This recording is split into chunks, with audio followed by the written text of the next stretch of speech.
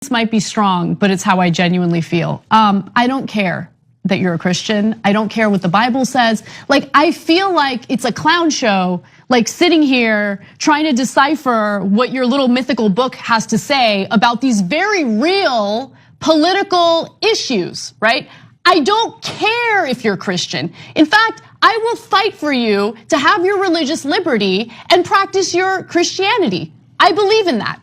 I don't believe in Christianity, which means that you do not get to dictate the way I live my life based on your religion. I don't care what the Bible says. You have every right in the world. All those women who identify with your religion have every right in the world to not get an abortion, to not take birth control, but they do not have the right to dictate my life and what I decide to do with my body. I don't care about your goddamn religion. I'm so tired of having nonstop conversations about what the Bible says. You live your life in the way that you interpret the Bible.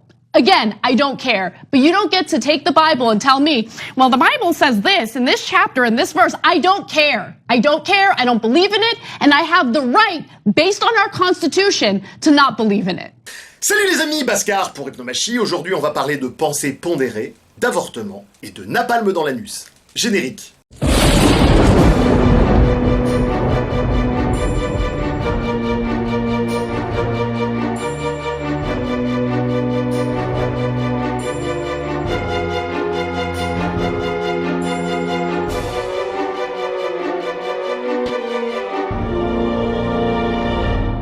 George Bernard Shaw disait que 2% des gens pensent, 3% des gens pensent qu'ils pensent, et 95% des gens préféreraient mourir plutôt que de penser. Alors, aujourd'hui les amis, on va parler d'avortement, puisque ça ne vous a pas échappé, on voit ça dans absolument tous les médias, ça y est, la Cour suprême des États-Unis a délégué la législation donc autour de l'IVG aux différents États. Autrement dit, avant la législation sur l'IVG justement était plus ou moins centralisée, le droit à l'interruption volontaire de grossesse était plus ou moins garanti, là maintenant ce sera au bon vouloir du législateur, État après État. Et un jour après, magie du capitalisme, le prix de la pilule du lendemain a bien évidemment augmenté. Dès le lendemain sur les réseaux sociaux, énorme levée de boucliers, énormément de médias mainstream hurlent à une espèce de retour en arrière, certains chrétiens fondamentalistes sont bien évidemment réjouis de la chose, bref, tout le monde y allait de sa petite sentence, de son petit avis en ce qui concerne ce sujet. Et tout à coup, je lis une pub pour Geico. Alors je clique pour l'enlever et lire les infos, mais ce ne sont pas des infos, c'est un diaporama. Et je me retrouve à lire les ratés de chirurgie esthétique des stars. Du coup, j'ai envie de regarder le diaporama suivant. Et je clique sur la flèche, mais en fait ce n'est pas pour regarder le diaporama, c'était un lien vers une pub pour de la crème. Ah! Je voulais lire un article, mais je me retrouve à lire une pub sur de la crème. Et j'essaie de cliquer pour m'en aller, mais la pub me suit, elle me suit partout sur l'écran. Non! Alors je clique sur la croix pour fermer, mais c'était un lien vers un autre diaporama. Et alors que je voudrais savoir ce qui se passe au Moyen-Orient, je me retrouve à regarder le top 10 des films les plus effrayants de tous les temps. Et c'est pas la flèche pour le prochain diaporama, c'est encore un lien vers une autre pub. Ah! Alors que ça, c'est juste des infos. Et je ne me perds pas dans les autres trucs merdiques. La communication en général dans les grands médias, sur les grands réseaux sociaux, Facebook, etc., qui, vous le savez maintenant, oriente largement l'opinion publique dans la direction qu'ils souhaitent, il y a une espèce de consensus des médias mainstream qui consiste à dire « c'est un énorme retour en arrière ». En réalité, c'est beaucoup plus complexe que cela, et la plupart du temps, on a énormément de pathos, énormément d'émotions, et pas grand-chose à se mettre sous la dent au niveau argumentatif. C'est une question épistémologiquement extrêmement complexe qui, encore aujourd'hui, est loin d'être tranchée. La plupart du temps, les pro-IVG vont soutenir un argumentaire consistant à dire que un amas de cellules n'est pas un enfant. Is a fetus a human being? This seems to be the central question. Well, if a fetus is a human being, how come the census doesn't count them? If a fetus is a human being, how come when there's a miscarriage, they don't have a funeral? If a fetus is a human being, how come people say we have 2 children and 1 on the way, instead of saying we have 3 children? People say life begins at conception. I say life began about 1 billion years ago, and it's a continuous process. Continuous, just keeps rolling along. Rolling along. Et c'est vrai qu'il n'a pas tort, le père Georges, dans son argumentaire, dans quelle mesure 4 ou 8 ou 32 cellules, est-ce que c'est déjà véritablement un être? En fait, il n'y a pas de réponse claire à ce sujet, puisque nous sommes sur le problème de la définition, nous sommes sur une des tâches aveugles de la rationalité qui définit ce qu'on appelle des objets. Donc l'enfant est considéré comme un objet, objet non pas au sens de la dichotomie sujet-objet, mais objet au sens de objet de connaissance. C'est quelque chose que l'on peut nommer. Quand on dit un enfant, on crée une classe générique, une classe au niveau du mental avec les enfants, une catégorie pure aristotélicienne si vous voulez. Sauf que dans la réalité, on n'est pas foutu de savoir et de déterminer où finit un amas de cellules et où commence un enfant. Alors effectivement, récemment, il y a eu des changements législatifs pour repousser cette espèce de dogme arbitraire comme ça, de sorte à pouvoir avorter de plus en plus tard en France. Mais tout ceci est une pure convention. C'est-à-dire qu'épistémologiquement, en termes de logos, on est là dans un rapport strictement dogmatique au monde. Depuis ce matin, vous nous pétez les rouleaux avec vos questions nigo de « Et à quoi ça sert? Ah, et pourquoi on fait ça? Et alors, mais comment on va savoir faire, Merlot? Ah !» Alors dans cette vidéo, je ne vais certainement pas défendre l'un des deux points de vue au détriment de l'autre. Justement, précisément parce que nous n'avons aucun critère objectif permettant de nous faire une idée générale sur ce qu'il faut faire. Entendez bien que quand j'emploie le terme de falloir, je parle de générer un standard à l'échelle d'une société. Un individu seul peut à la limite avoir des feelings, peut avoir des émotions à ce sujet, mais ça n'en fait pas une position argumentée, et cela rend toute action sur le sujet strictement et nécessairement dogmatique. Alors vous vous en doutez probablement, moi je ne suis pas ici pour vous dire quoi penser, tout le propos de la chaîne, et je le reprécise des fois qu'il y a justement des nouveaux qui débarquent sur Hypnomachie avec cette vidéo, le propos de cette chaîne n'est pas, contrairement à beaucoup d'autres chaînes YouTube, de présenter des points de vue, de les vendre et de vous influencer. Aujourd'hui, influenceur est devenu synonyme de youtubeur. Ça n'est absolument pas le but ici. Le but de cette chaîne, c'est de vous amener à développer une forme de plasticité cérébrale, une forme de souplesse cognitive qui peut justement s'entraîner. Et là, j'utilise simplement le thème de l'avortement comme prétexte à ce travail de fond d'hypnomachie. Ce travail de fond d'hypnomachie va consister simplement à vérifier que vous êtes en capacité de passer fluidement d'un point de vue pro-avortement à un point de vue anti-avortement et réciproquement, et que il n'y a pas de, comment dirais-je, d'accrochage à un endroit, parce que cet accrochage, il va relever uniquement de préférences dogmatiques, d'influences hypnotiques que vous avez reçues, d'influences de votre milieu culturel, etc., etc., et que si vous voulez penser avec clarté, il va falloir se rendre compte que nous n'avons absolument aucun argument permettant réellement de trancher cette question. Des fois, on a besoin de réfléchir. Ah, ça c'est vrai. Les gens ont perdu l'habitude de réfléchir. Une autre manière de dire ce que je viens de vous dire, c'est qu'un des propos de la chaîne est de stimuler ce qu'on appelle en neurologie le système 3. La plupart d'entre vous avaient entendu parler du système 1, du système 2, je vous en ai déjà parlé dans de nombreuses vidéos. Le livre de Daniel Kahneman, Système 1, Système 2, est aujourd'hui, il me semble, un best-seller, en tout cas vous êtes très nombreux à l'avoir lu. Eh bien, on parle également aujourd'hui de système 3.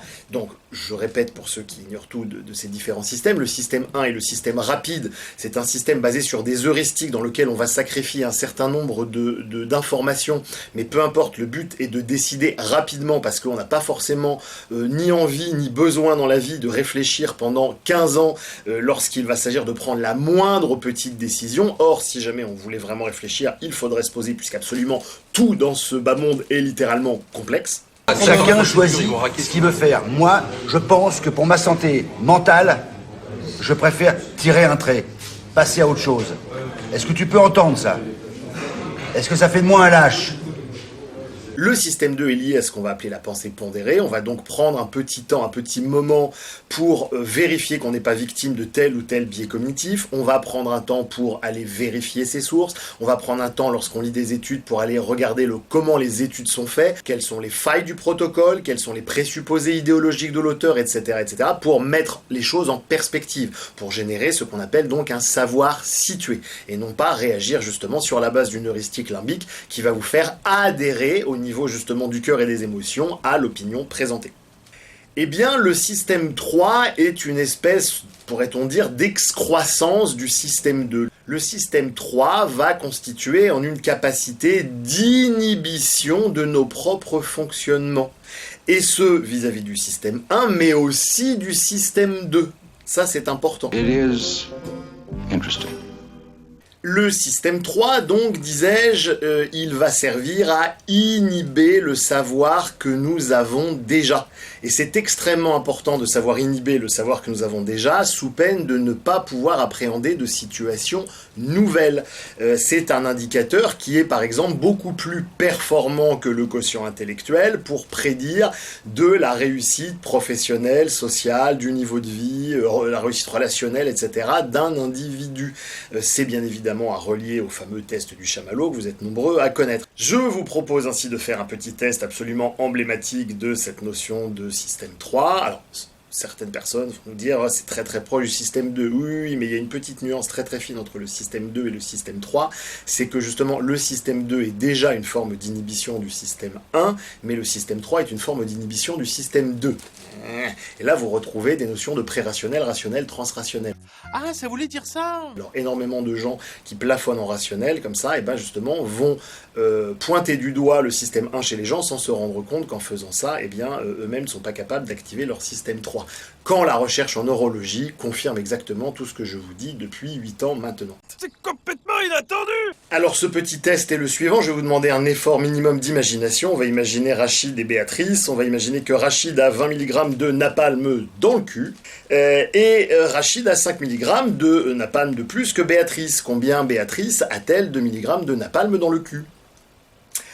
La bonne réponse n'est pas 25, la plupart des gens entendent plus, et donc du coup inconsciemment vont faire 20 plus 5, là où bien évidemment, si Rachid a 20 mg de napalm et que Béatrice a 5 mg de moins, puisque le fait que Rachid en ait 5 en plus, ça veut dire que Béatrice en a 5 en moins, et bien évidemment il s'agit de 15 mg de napalm dans le cul. Cette opération a brûlé tout mon anus. Et aujourd'hui, la recherche en psychopédagogie et en sciences de l'éducation nous montre l'importance de maîtriser à la fois la différence entre système 1, système 2, système 3, de pouvoir jongler de l'un à l'autre efficacement, d'avoir accès comme ça à des formes de métacognition et de capacité à inhiber à volonté telle ou telle zone de notre cerveau. Ça tombe bien, c'est exactement le propos de cette chaîne.